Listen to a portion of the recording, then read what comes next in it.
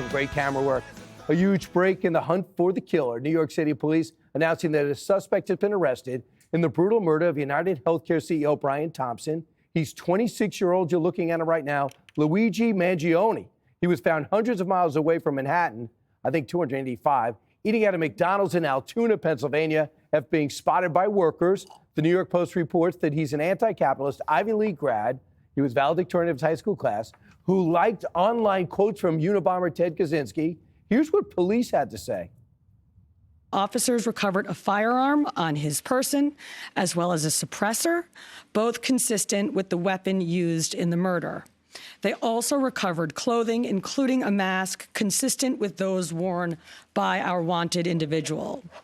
Also recovered was a fraudulent New Jersey ID, matching the ID our suspect used to check into his New York City hostel before the shooting incident. Additionally, officers recovered a handwritten document that speaks to both his motivation and mindset. All right, that's what we know so far. And while cops investigate, some on the left are actually treating the suspect like a hero. New Yorkers held a tasteless shooter lookalike contest in Washington Square Park. Where else? And former Washington Post reporter Taylor Lorenz has been openly celebrating his murder while suggesting other executives should also be targeted. So many executives have taken their name offline on their websites because now they feel as though they could be targeted. I'm sure they're getting personal security. So before we talk about the inappropriate celebrating of the killer, can we talk about this anti-capitalist? He had handwritings about his chronic back pain, perhaps that he had. He made his gun off a 3D printer, a tech wizard who graduated in 2016. So, Dana, it seems like this guy is divorced from reality. He was living this great life. And now he doesn't realize, on some level, killing somebody is going to put him in prison for the rest of his life. Well, I am glad for everybody that's worried about this, especially for Brian Thompson's family, that he is apparently caught and they can maybe start to relax. But what I find, not relax, but, not worry that there's maybe something else coming for them. I just feel like there's a huge number of questions here. Obviously, was a very, very smart guy, valedictorian out of school, all of these readings. I don't know what snapped, what happened. Maybe it's the back pain. There's just so much that we don't know. What I am grateful for is these eagle-eyed eyewitnesses who are willing to say, wait, I think that looks like the guy, and they were able to catch him. They should get more than $10,000, don't you think, Judge? Yeah, but I used to offer Crime Stoppers. I used to offer money. It depends on how much money you get from people who want to contribute to Crime Stoppers. Yeah. Yeah, it's not like you have a fund for that. It's like you have these fundraisers, everybody come, we make arrests. But I got to tell you, I mean, Dana's right, he's a smart guy, but he's maybe a little too smart for his own good because he started playing a game. And if that backpack was his and he had Monopoly money in it, and if the ammunition said, deny, depose, and whatever the third D was, and he thinks he's so smart covering himself up. He's really not too smart. He's at the hostel signing in. He's flirting with a girl. He takes the mask off totally. But what I want to know is, everybody in America saw that picture. Everybody saw this, and then everybody saw more than that when he was in the cab. Why didn't somebody who's related to him, went to school with him, he's got a cousin who's a delegate somewhere in, is it Maryland somewhere? Why aren't they saying something? But it's a good day for America. And I started by saying that Danny Penny was acquitted. This guy is arrested. But I really believe that he's too smart for his own good. Do you know they didn't even have his name, even though they had his picture? They didn't have his name. That's crazy to me. Oh, they told you they didn't have his name. No, in the press conference they were asked. They asked the head of detectives, did you have his name? No, not until he was caught.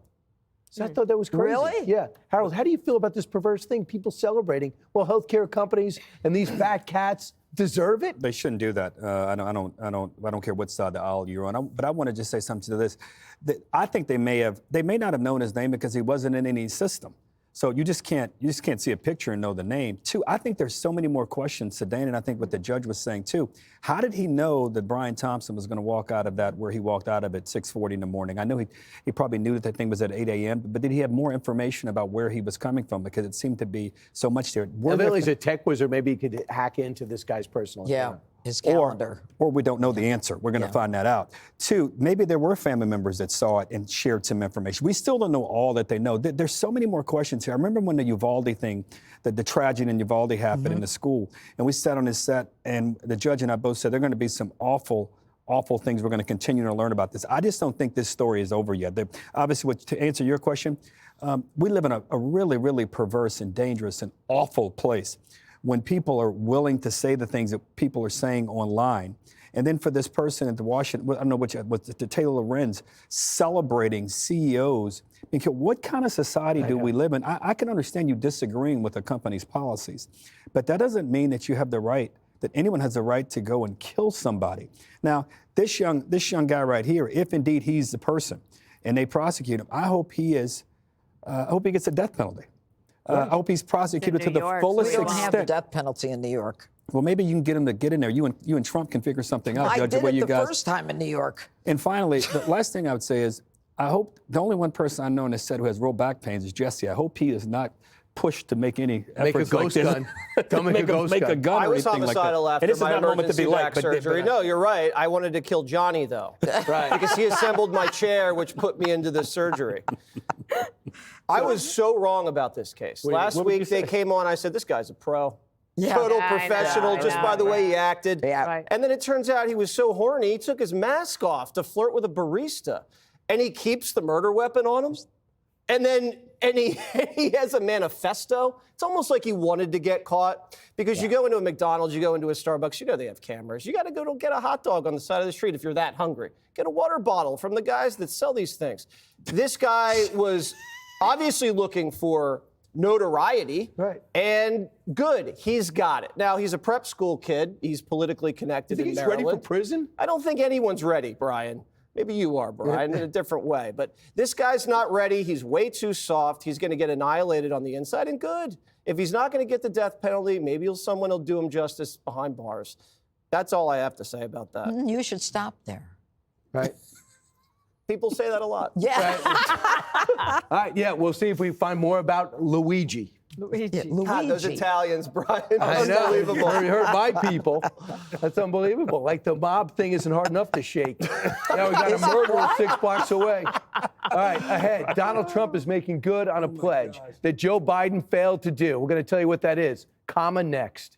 Click here to subscribe to the Fox News YouTube page to catch our hottest interviews and most compelling analysis. You won't get it anywhere else.